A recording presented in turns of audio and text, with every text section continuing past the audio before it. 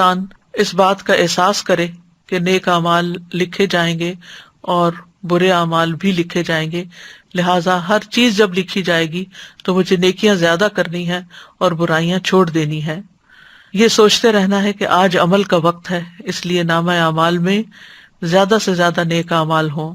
پھر اپنے نامہ اعمال کو دیکھ کر خوش ہونے کے لیے کثرت سے استغفار کریں۔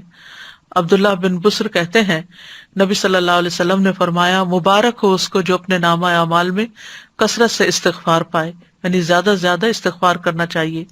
دنیا میں ہی اپنا محاسبہ کر لینا چاہیے، اپنی ذات کا خود محاسبہ کرنا چاہیے۔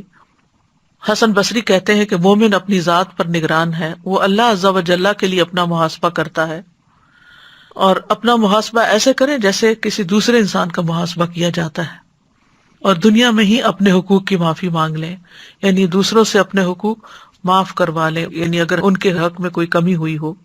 نبی صلی اللہ علیہ وسلم نے فرمایا، جس نے اپنے کسی بھائی پہ ظلم کیا ہو تو اسے چاہیے کہ اس سے دنیا میں ہی معاف کرا لے، اس لیے کہ آخرت میں روپے پیسے نہیں ہوں گے، اس سے پہلے معاف کرا لے کہ اس کے بھائی کے لیے اس کی نیکیوں میں سے حق دلایا جائے گا، اور اگر اس کے پاس نیکیاں نہ ہوں گی تو اس مظلوم بھائی کی برائیاں اس پہ ڈال دی جائیں گی۔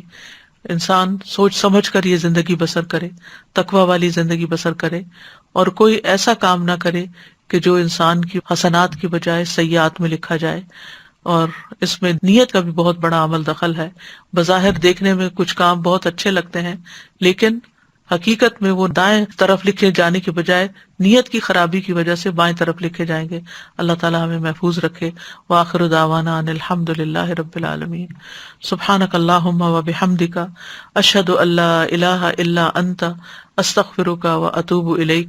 السلام علیکم ورحمۃ اللہ وبرکاتہ۔